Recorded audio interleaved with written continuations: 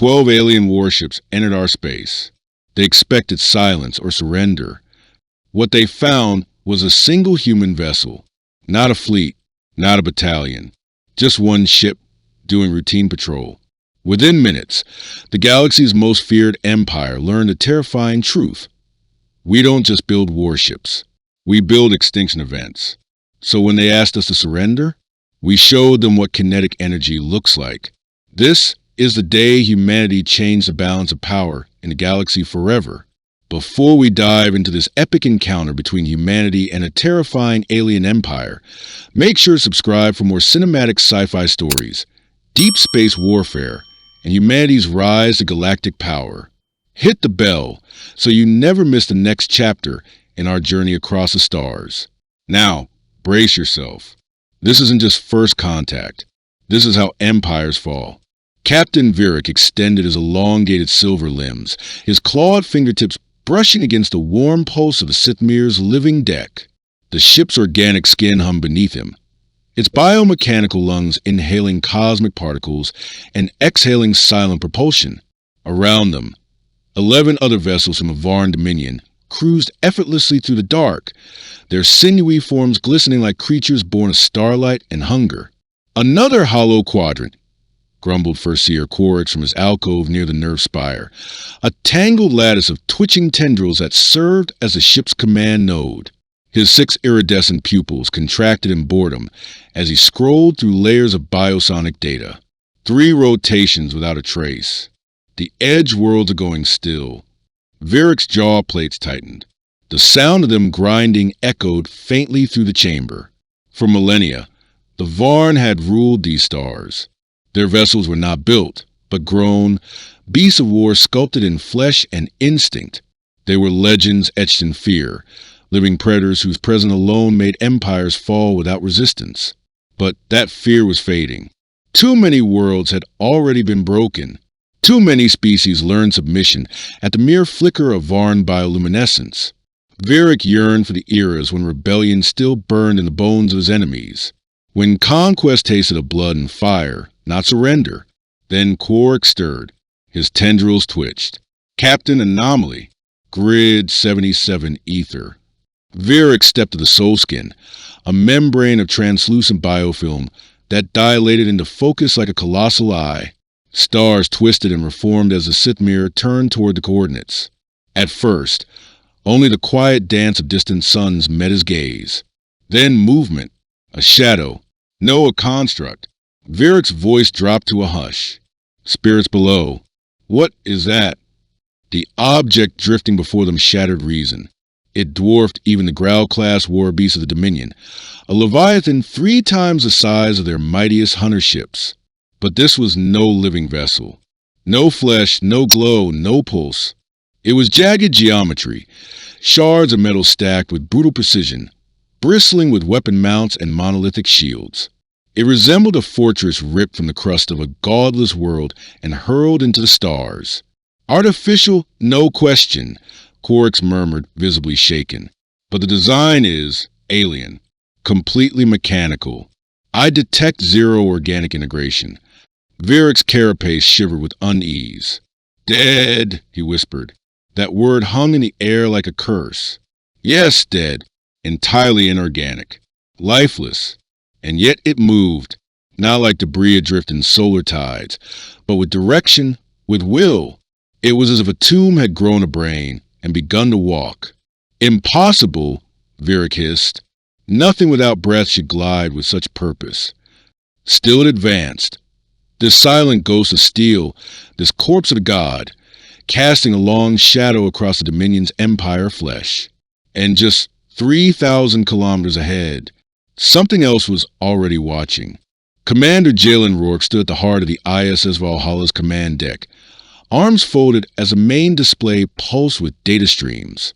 Around him, the hum of gravitic engines and synchronized systems filled the air with a rhythmic certainty, the pulse of a war machine built for the stars. 12 contacts inbound, Commander, said Tactical Specialist Raina Holt, her voice steady as her hands swept across the luminous interface. Unknown architecture. No match in any recognized archives. Rourke gave a single nod. At 52, he was no stranger to the edge of the map. 3 decades of skirmishes and shadow wars in the frontier sectors had seasoned him well. But this was different. This wasn't a pirate ambush or a rebel fleet. This was true first contact. Range! For 1,000 kilometers and closing, Holt replied. Their trajectories direct. No attempt to flank or retreat. Rourke studied the alien silhouettes materializing on the screen. They moved like creatures of the deep, graceful, almost mesmerizing. Strange. Living designs drifted in unison, as though they were schools of space-born predators. But beauty, Rourke knew, was no shield from threat. Often, the most exquisite killers were the finest masks. Commander called Ensign Mia Tran from communications. Detecting a surge, localized energy spikes across their hulls. Unfamiliar tech, but its weapon class. Rourke's voice was low and even. Reyna, threat profile. Her analysis came fast and clinical. 12 vessels, roughly 400 meters each.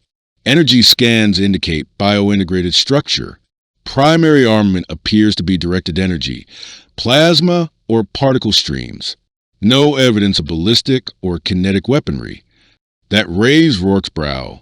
No kinetics? At all. Zero, sir. It's like they skipped the concept entirely. No mass drivers, no munitions, nothing analog. That was curious.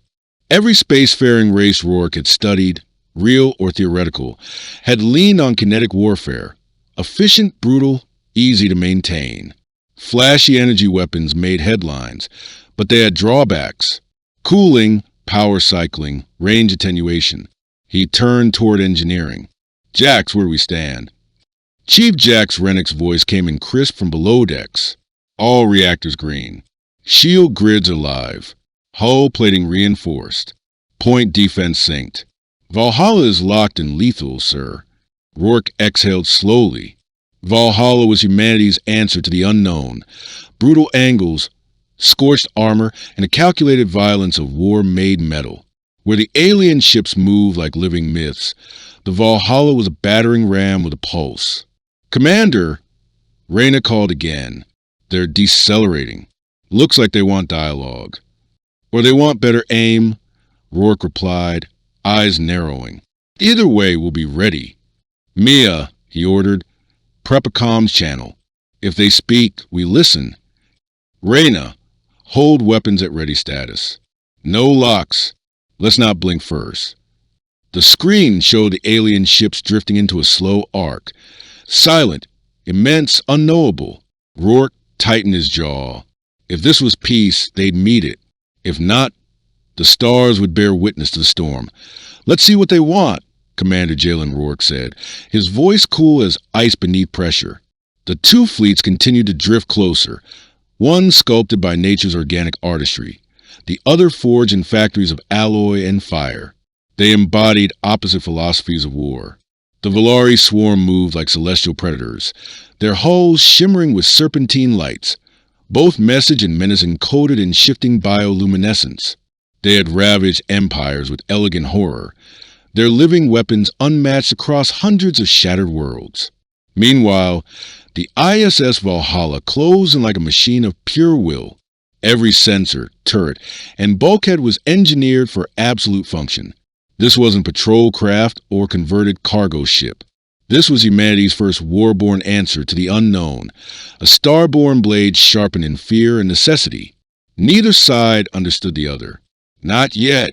On the bridge of the Volari flagship, Zephyr Brood, Fleet Master Vectherin narrowed his vision nodes, watching the human vessel swell in size on a projection membrane. There was again that strange, alien emotion clawing at the edges of his thoughts. Doubt. The human warship defied all known combat design. It was brutishly large, too armored, too slow. It looked built for one purpose: endurance. It wanted a brawl, not a skirmish. Beside him, War Node Kerwilo hissed low. Shall we summon the greater cluster? 13 against 1. It may be prudent. Vectherin's mandible plates clacked in amusement. And shame my brood fraternity? One machine ship? We are Valari. But even as he spoke, something primal inside him twitched. A whisper from ancestral memory. This will not be like the others. The distance narrowed. The moment poised itself on the edge of history. The Valari spread like a blooming net of starlight, sliding effortlessly into the ancient choreography of attack. 12 living cruisers formed a death pattern, arcing into a spiral that mimicked the Predator's encirclement. Their skin pulsed with battle script, colors of war, glyphs of extinction, worlds that surrendered just from seeing these signals. Vectherin felt it stir in his blood, the thrill of dominance, the practiced rhythm of slaughter. The Zephyr brood and her siblings had danced this pattern across star after star. First came the warning, then the demand, then came either surrender or silence. Symbiotes charging, KRYLL reported, his eyes alight, corrosive glands primed, neural spore clusters awake, acid sacs expanding. Their arsenal was alive, biological horrors capable of melting steel, infecting networks or burrowing into minds. No hull had held them for long. Approach sequence. Begin broadcast, Vectherin ordered. Let them see the shadow. The cruisers coiled into their death spiral, their hulls blooming with color like venomous deep-sea creatures. Mouth-like ports open across their frames, glowing hungry ready. And aboard the Valhalla, Commander Rourke studied the display, brow furrowed. The alien formation was deliberate, ritualistic, beautiful and dangerous. He wasn't impressed. He was preparing. Cinematic rewrite, exact word count. 500. Rourke had to admit it was stunning. The alien vessels moved like predators beneath a glassy ocean, their glowing hulls weaving in perfect sync. It was a performance, lethal, elegant, rehearsed. Patterns tight, he murmured to Lieutenant Raina Holt, eyes fixed on the tactical feed. They've run this drill before. Without question, sir, she replied, steady as steel. They're closing into a surround formation. Classic net strategy. Let them, Rourke said coolly. Anything from their side, Mia? He asked. Ensign Tran shook her head, brows drawn. No messages. But I'm reading a spike in short-range comm traffic. Likely internal signals. Rourke narrowed his eyes, studying the weaving shapes like a chess master observing an overconfident opponent. Their movement was fluid, but there was a flaw. They assumed their prey would stay still. Raina, bring us about. Let them see us properly. Aye, Commander. The Valhalla began a slow axial rotation. It didn't pivot like a ship responding to danger. It turned like a sovereign deciding which throne faced the present. The movement wasn't hurried. It was deliberate, confident, inevitable. And as the giant ship rotated, the Valari saw for the first time, truly saw it. The full mass of the human dreadnought unveiled itself like a celestial colossus. Their largest cruiser, once towering in its own right, now looked like a drifting insect beside this metal monolith. But it wasn't just size that stilled the Valari formation. It was the weaponry. The Valhalla's hull was covered in firepower like a metallic beast bristling with quills. Turrets the size of hangars glided into position on grav-stabilized rails. Missile silos, grouped in tight, angry clusters, clicked open like dragon maws. And the lasers, countless defense points, tracked silently like watching eyes. There was no wasted space, no artistic curvature, only purpose, precision, and menace. KRYLL, barely audible, whispered, "What kind of species builds something like that?" But that wasn't the worst part. The worst part came next. In perfect unison, every weapon on the Valhalla rotated, locked, aimed, not vaguely, not directionally, precisely. Every Valari cruiser, all 12, found themselves at the center of an invisible web. Targeting indicators painted them in mathematical silence. Railguns aimed directly at each cruiser's structural core. Missiles calculated their most likely evasive paths. Beam emitters aligned with angles optimized to pierce bioarmor with unrelenting efficiency. There was no warning, no delay, just perfect targeting. 12 alien vessels, 12 fire control solutions, achieved in under 3 seconds. And for the first time in their long legacy of conquest, the Valari weren't feared. They were outmatched. They had arrived expecting to intimidate. Instead, they'd been measured. And what stared back was not just a warship. It was a message written in steel. We see you. We know you. And if needed, we will end you. The lattice of targeting data was inhuman, not just accurate, flawless. The sheer complexity of the calculations was staggering. Even the Valari cluster's most advanced neural clusters, living minds grown in vats of biogel, would have needed minutes to map such trajectories. The Valhalla had done it in under 5 seconds. War node KRYLL stared at the projections, and for the first time in generations, his voice quivered. They have locks on every one of us. Simultaneously, Fleet Master Vectherin couldn't believe what his sensory web was showing. Lines of threat data stretched from a human dreadnought, like a spider's web of annihilation, each thread representing a direct kill shot. No drift, no estimation, just cold, surgical lethality.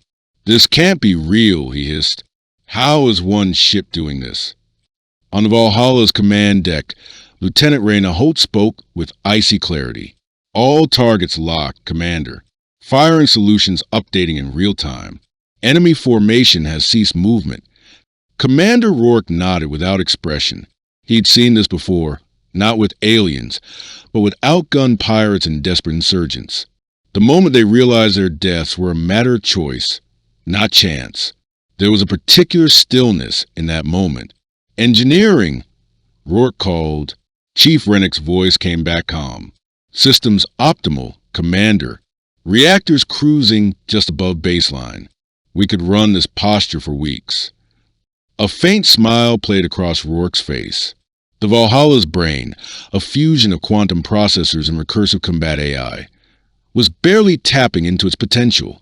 It processed live tactical feeds, predicted movement arcs, calculated impact angles, and refreshed all 12 targeting solutions hundreds of times per second, all while sipping power like it was idling in a harbor.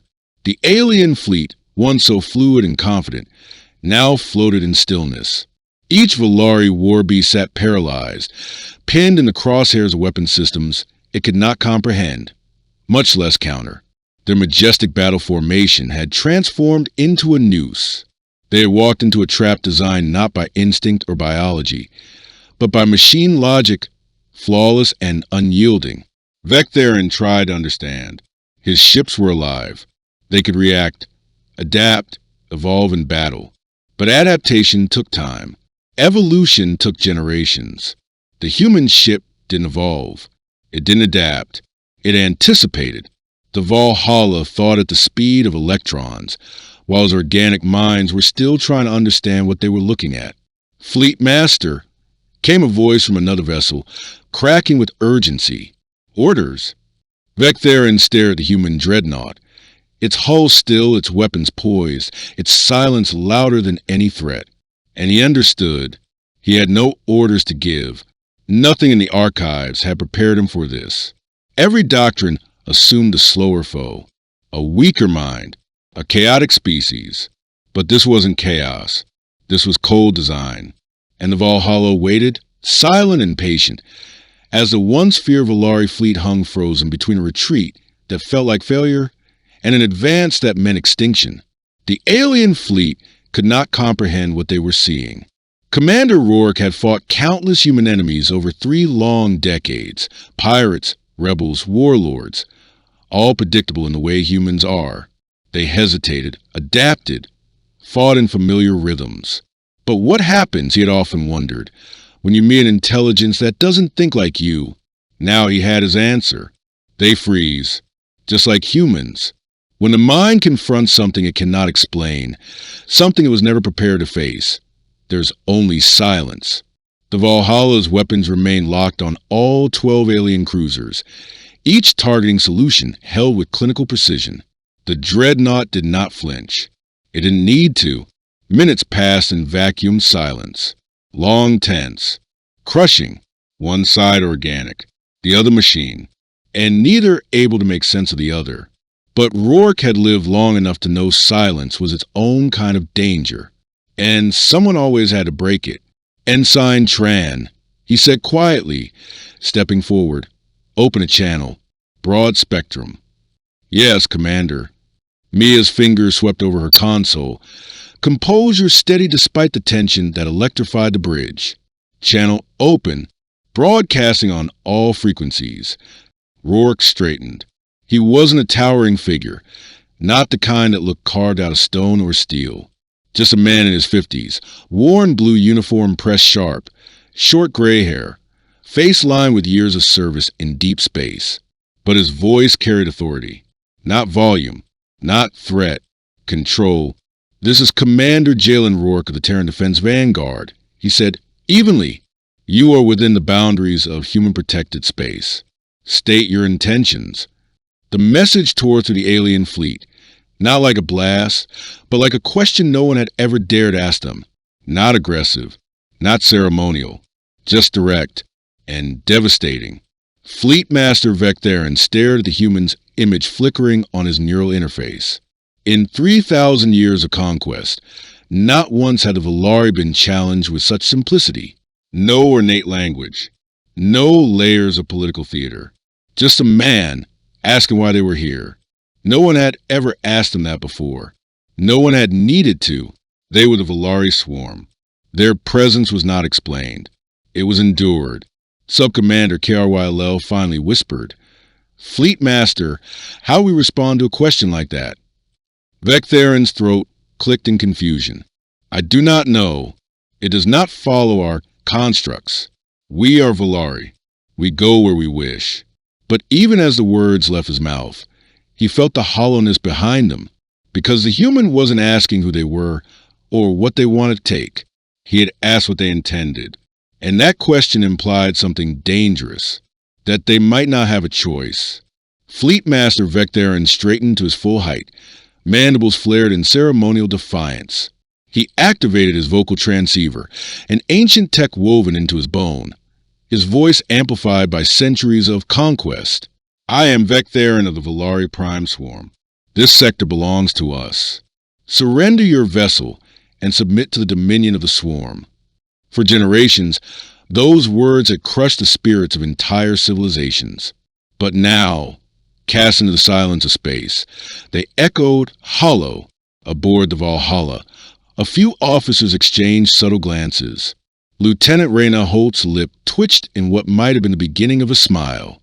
Commander Rourke's reply came in the same measured tone as before. No change in inflection, no rise in volume. "I see, and if we choose not to comply." The question caught Vectherin off guard. In the Volari doctrine, surrender was never debated. It was accepted or met with panic. No one had ever asked for clarification. "Then you will be destroyed," he answered, reverting to ancient protocol. "Understood," Rourke said, as if acknowledging light rain on a weather report. "Mia, terminate the channel." The link cut, and the Volari fleet sat in shocked stillness. The ultimate threat, delivered with ancestral authority, had been met with boredom. KRYLO leaned closer to his commander, voice low. He did not fear us. Vectherin was beginning to see it too. This encounter was unlike anything in the swarm's long legacy of domination, but his legacy demanded response. So did his pride. "Commence attack," he ordered. "Release spores. Ready acid sprayers." The command jolted the fleet into motion. 12 living warships pulsed with lethal purpose, muscle and instinct tightening as biological weapons prepared to fire. Massive tendrils bloomed open across their hulls, launching dense clouds of biotic death into space. Volari spore clusters. The clouds expanded rapidly, glistening with internal light, each droplet teeming with microscopic organisms engineered to dissolve metal, devour energy, and reproduce as they consumed. They had stripped warships to their skeletons in under 5 minutes. Now they drifted toward the Valhalla, glowing like a nebula of doom. On the Dreadnought's bridge, sensors lit up in crimson waves. From engineering, Chief Rennick's voice came through. "Commander, we're tracking a dense mass of bioparticulate. Looks like self-replicating organisms. Closing fast. Rourke didn't blink. Activate defense grid. Eye already in motion. What happened next would ripple across alien war colleges for centuries. Few who heard the stories would believe them.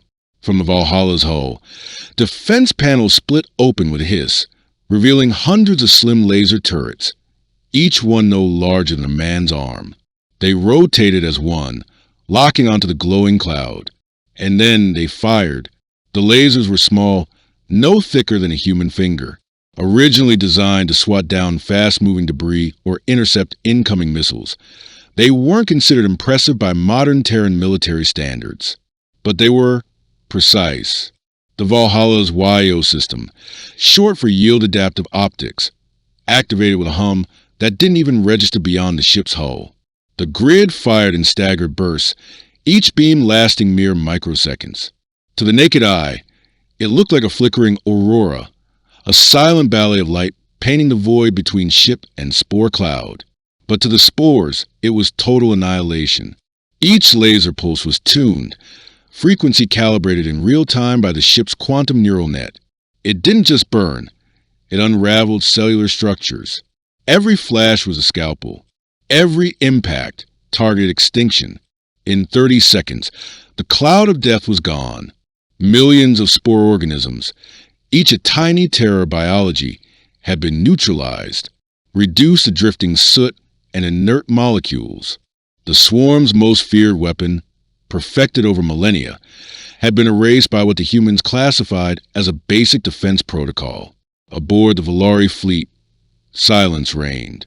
They had watched their ultimate weapon dissolve before it ever reached enemy armor. War Node KRYL finally exhaled. That's not possible. Those spores, there's nothing they can't dissolve. They devoured entire fleets. But Vectherin no longer doubted. The spores could consume anything the swarm understood. But these humans had built beyond that understanding. Inside the Valhalla, Chief Rennick gave his report with calm efficiency. Threat nullified, Commander. Defense net performed flawlessly. Do I need to be concerned? Rourke asked, more out of curiosity than worry. He glanced at the tactical display, where the spore's remnants drifted like ashes. Then, slowly, his gaze shifted to the alien ships, still frozen in space. His next words, broadcast through the still-open monitoring line, carried across to the enemy fleet. Was that supposed to be an attack? The question landed like a torpedo. The Valari had just unleashed their apex weapon, and the human response was a rhetorical shrug. Vectherin had been a commander for centuries. He'd heard screams, surrender cries, threats in dozens of languages, but he had never, ever heard mockery. Something cracked inside him, not from anger, but from recognition. This was not just a stronger adversary. This was an alien thought process, a species that didn't just possess better weapons, but thought in dimensions a swarm had never considered. His warships drifted, confused and still. For the first time in 3,000 years, a Valari assault had been waved off like a minor inconvenience, and the Valhalla remained silent, unreadable, but still aimed, still ready. Weapons locked, crew calm, waiting. The balance of power had shifted, cleanly, brutally, irrevocably. Only one side understood it. The channel remained open between them. But what came next was not a war cry or surrender. It was something stranger, something new. For the Valari, it was a nightmare unfolding slowly, not with gunfire, but with words. Fleet Master Vectherin was still reeling from the utter failure of the Spore barrage, but his instincts, his pride, and the weight of 3,000 years of dominion screamed at him to reassert control. Terran vessel, he transmitted, voice sharp with force command. You have seen only a fragment of our power. Surrender now, and your deaths will be swift. On the Valhalla's bridge, Commander Rourke responded without even turning toward the screen. Mia, make sure we're recording all of this. Command's going to want a full after-action brief. His words weren't meant for the enemy, but the open channel delivered them anyway. And across the Valari fleet, Commander sat in stunned silence. The human wasn't speaking like a man cornered. He spoke like a patrol officer logging an incident. He spoke like this was routine. Then Lieutenant Reyna Holt's voice cut in professional, surgical. Sir, based on formation patterns and weapon emissions, I believe these are patrol-class cruisers, likely outfitted with bio-based artillery and directed energy weapons. Our kinetic mesh should remain completely impermeable. Those words struck harder than any weapon. In a handful of minutes, the Terran tactical officer had deduced their entire doctrine, analyzed the fleet, dismissed its firepower, and moved on. Worse, she spoke not with bravado but certainty. Subcommander Karwell leaned close to Vectherin. Fleet Master, they speak as if this is ordinary, as if fleets like ours are common to them. That's not possible, Vectherin replied reflexively, but his voice wavered, because deep inside he wondered, what if it was? Back on the Valhalla, Communications Officer Tran turned from her console. Commander, I'm picking up their internal comms. No encryption. Want me to translate? Rourke nodded. Let's hear what's on their minds. Alien voices echoed through the bridge, seamlessly translated by the ship's onboard linguistics core. The humans listened in growing disbelief and amusement. They have no encryption, Holt muttered. That's bold. The audio filled the air with fragmented panic. How many ships do they have? This can't be their full armada. No species sends just one vessel to confront the swarm. But if this is just a scout, where's the fleet? Rourke didn't smile. Not quite, but he leaned forward slightly. Holt looked at him, eyebrows raised. Commander, they think with a forward screen for a larger force.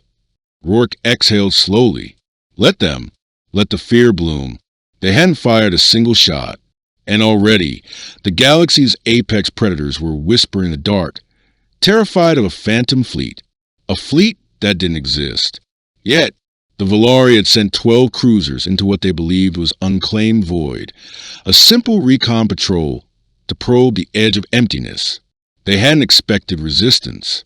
Certainly not from this.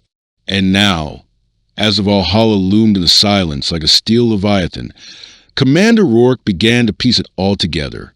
Either the aliens were supremely arrogant or dangerously uninformed. He was leaning toward the former. Chief Rennick. Rourke called toward engineering. Status on the new weapons array? Command's eager for field results. The reply came back crisp and almost cheerful. All green across the board. Commander. The Helix.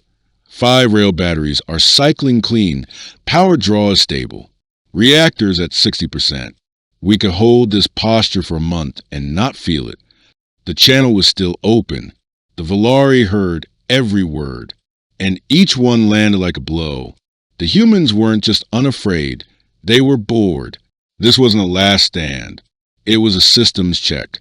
Fleet Master Vectherin watched his command dissolve in real time. 12 biocruisers, living weapons bred for domination, were being discussed as insufficient test data. He might as well have brought fruit flies into a particle accelerator. And the humans weren't even trying to intimidate. This was just how they spoke. Tran. Rourke continued casually. Sent a packet to Admiral Kalen. Logged the contact. Minimal threat presence. Request next phase instructions. The message, automatically intercepted and translated by Valari comnets, rippled through the alien formation. Admiral Kalen. There was an admiral, meaning there was a fleet, a real one, and this dreadnought, this nightmare in titanium and coil, was just one part of it. Subcommander Karwell leaned in close, voice like dry leaves. Fleet Master, if that ship falls under an admiral's command, then how many more do they have? Vectherin didn't answer. He couldn't. Among the Valari, an admiral led entire star sectors, hundreds of vessels. If humanity organized the same way, then this lone Valhalla was merely a spearhead, a whisper of the storm behind it. Then came a new voice, calm, inquisitive. Commander Rourke, said Enan Keller from Sensor Ops, we're detecting unusual energy matrices from the alien vessels. Seems their propulsion and power systems are bioorganic in nature. Genuinely fascinating design. Good. Add it to your log. The xenoanalysis teams back home will want full telemetry. Back home, research teams, science divisions. They weren't just soldiers. They were explorers. They studied. They cataloged. The Valari had spent millennia burning the unknown. But these humans, they examined it, classified it, and that, more than their weapons, chilled Vectherin to his bones. Because the Terrans weren't impressed by first contact. They weren't amazed. They were curious. As if meeting a new species wasn't history. It was protocol. To the Valari, it was perhaps the cruelest insult of all.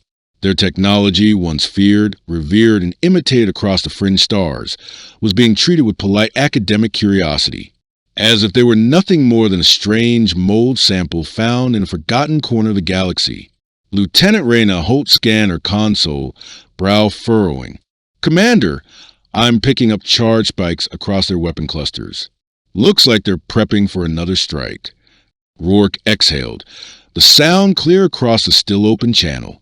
"I suppose they have to try," he said, tone casual. "Probably protocol on their side. Reyna, keep our shield synced. I'd really prefer to avoid explaining hull scratches to the engineers back at Vega Station." That comment, dry, almost bored, hit the Valari like a thunderclap. They had assembled 12 ships. 12. Each one capable of subjugating a planet. And the Terran commander wasn't strategizing for survival. He was thinking about the paperwork. Aboard the Valari flagship, Fleet Master Vectherin watched the readouts with a cold, hollow feeling in his chest. Nothing about this made sense. Every tactic, every threat, every show of force, dismissed like an inconvenience. This wasn't warfare. This was humiliation. He tapped into the command channel, voice low but firm. "All cruisers, hold current positions. Do not engage further. We must reassess." But even as he said it, he knew reassessment wouldn't change what had been revealed. They had encountered a species that didn't just surpass them in power. The Terrans operated on a plane of warfare the Valari had never imagined. Efficient, unemotional, overwhelming. And worst of all, they knew it. The Valhalla hadn't postured, hadn't threatened. It had simply waited, because it had nothing to fear. Vectherin glanced again at the enemy warship and felt a slow, creeping dread settle into his bones. The Terrans didn't see the Valari as a threat. They saw them as static, a blip in their exploration log. The galaxy had shifted, and for the first time in millennia, the apex predator had found something bigger lurking in the dark. An hour passed. The Valari ships floated in stillness, weapons offline, formation unbroken, but unmoving. The Valhalla remained equally motionless, like a monument of patience and quiet dominance. Aboard the human vessel, Rourke reviewed intelligence logs, discussed possible moves with the staff, and, most importantly, waited. The aliens hadn't tried another strike after the failed bioassault. That showed something vital. They could learn, and that meant they could possibly listen. "Holt," he said at last, "what's your read?" She glanced at the scanner. Holding formation. Power levels normal. No sign of aggression. "I think they're waiting." Rourke nodded. That was good. Those who wanted war didn't wait. They lunged. "Tran," he said, "open a line. Direct channel to their lead vessel." It was time to speak again. This time, not as opponents, but as something else. The transmission blinked to life again. And for the second time that day, the face of Commander Elias Rourke appeared across every display aboard the Valari fleet. But this time, he wasn't here to observe. He was here to decide. "Fleet Master Vectherin," Rourke began, casually using the alien's true name with practiced ease. "I've been going over our situation." His tone was conversational, analytical, like two officers comparing maps over coffee. "You brought 12 cruisers into what you thought was abandoned territory. Instead, you found us. I imagine that wasn't in your mission parameters." The words weren't hostile. That made them worse. In all his campaigns, Vec Theron had faced two types of enemies, the ones who begged and the ones who threatened, but never one who calmly diagnosed a war. "And what exactly are you suggesting, Terran?" the fleet master asked, voice tight. Then Rourke smiled, not cruelly, not arrogantly, but like someone who'd already gamed out every path and found none of them threatening. "Here's how this ends," he said, voice steady. "You return to your empire with a message. This sector now falls under Terran authority. Any Valari warship found here 72 hours from now will be destroyed on sight." His tone didn't change. It didn't need to, because this wasn't a threat. It was an eventuality. Aboard every Valari cruiser, jaws clenched. In 3,000 years of galactic rule, no one had ever dared deliver such an ultimatum to them. They issued decrees. They set deadlines. They didn't receive them. "You're one ship," Vec Theron replied, drawing on the wellspring of arrogance that had sustained his empire for generations. "We are a sovereign empire. We have crushed entire civilizations. Our fleets stretch across systems. You cannot stand against that." The response came immediately, calm, precise. "Then you know what conquest looks like." That line landed like thunder. It didn't posture. It remembered. Humanity had conquered before, and if history demanded a repeat performance, they would deliver it. Rourke turned, not for effect, but for routine. "Chief Rennick," he said evenly, "give our guests a visual." Deep within the hull of Valhalla, a hum began, low at first, like the ship's bones were groaning in anticipation. The sound grew, spreading outward in waves. The very vacuum around the Valari fleet seemed to tremble.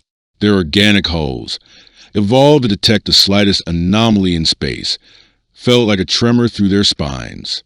It wasn't just energy. It was momentum. A singular force being concentrated with brutal elegance. The Valhalla's primary rail cannon was coming online, and it sounded like the voice of something older than war. Something that didn't threaten. It demonstrated. The Valari had always relied on biology. Their weapons were alive, acid-spitting organisms, mutating spores, acidic tendrils. Their ships were grown, not built, but what roared to life aboard the Valhalla was not alive. It was physics unleashed, buried deep within the Terran dreadnought. A series of electromagnetic coils larger than buildings hummed into alignment. Magnetic fields ignited, compressing, and coiling around a tungsten slug the size of a freight car. The energy buildup bent space itself. Sensors across the Valari fleet went red. "Main gun is hot," reported Lieutenant Holt, voice calm as a mirror. "Target locked." Rourke gave a single nod. "Fire." The cannon discharged with a brilliance that momentarily eclipsed the local sun. A hypervelocity slug, pure metal, unthinking, unfeeling, left the railgun with enough kinetic energy to level a continent. It didn't aim at the alien fleet. Not yet. The rod streaked into the void and struck a target in the distance, a drifting asteroid several kilometers across. The result was immediate and unforgettable. One moment, it was a jagged moonlet of rock and iron. The next, it simply wasn't. The asteroid didn't explode. It ceased to be. A flash of heat and pressure consumed it, reducing it to incandescent plasma. A glowing cloud now hovered where millions of tons of solid mass had been. The shock wave echoed in electromagnetic spectrums across the sector. The alien stood frozen. There was no mystery, no exotic wormhole, no arcane field tech, just force. Brutal, clean, perfect force. Rourke's voice followed, conversational, devastating. Kinetic energy. We found it to be dependable. That line cracked something inside the Valari commanders. They had watched an asteroid annihilated by raw momentum, delivered by a weapon the humans didn't even consider special. Fleet Master Vec Theron said nothing. He simply stared into the blooming fire cloud, where stone and metal used to drift. The comparison was obvious. If they could erase that rock, what would they do to us? "We can't win this," whispered Subfleet Master Korish. His 6 eyes were wide, haunted, their centuries ahead. This isn't a battle. It's a demonstration. For once, Vectherin didn't argue. He knew when a war was over before it began. He opened the channel. Terran Commander, he said, voice weary with the weight of defeat. Your warning will be carried to our High Council. Rourke gave a respectful nod. I thought it might. You've got 72 hours. Use them well. The Valari fleet began to turn, no longer predators, but exiles. Their living ships moved without ceremony, preparing to vanish into FTL corridors they once ruled.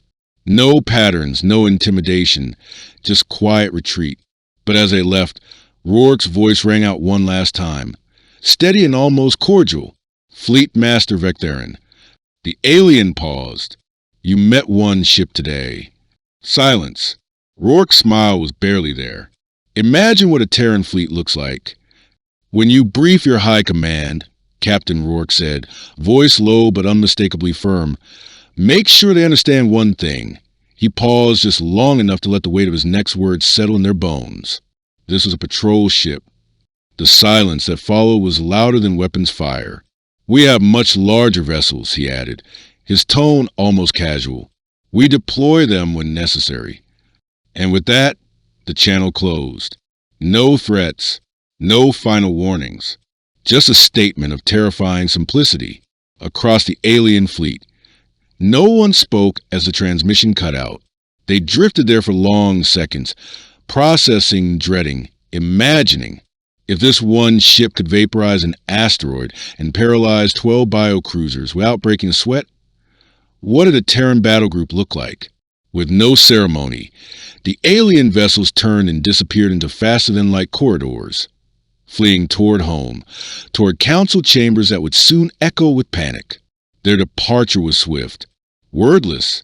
They hadn't been defeated in combat. They had been outclassed. Aboard the USS Valhalla, the moment passes calmly as it had come.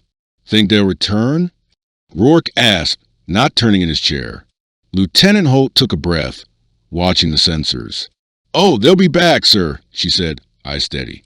Next time, they'll bring everything they've got. Rourke cracked a half smile and leaned back into his seat. Good, he said. Might finally be interesting. And with that, routine resumed. The crew returned to patrol patterns, systems checks, and quiet status reports.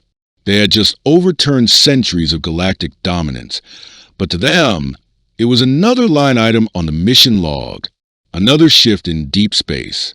Meanwhile, far behind them, the remnants of shattered asteroids still glowed, its dust spreading to the void like a slow-motion nova.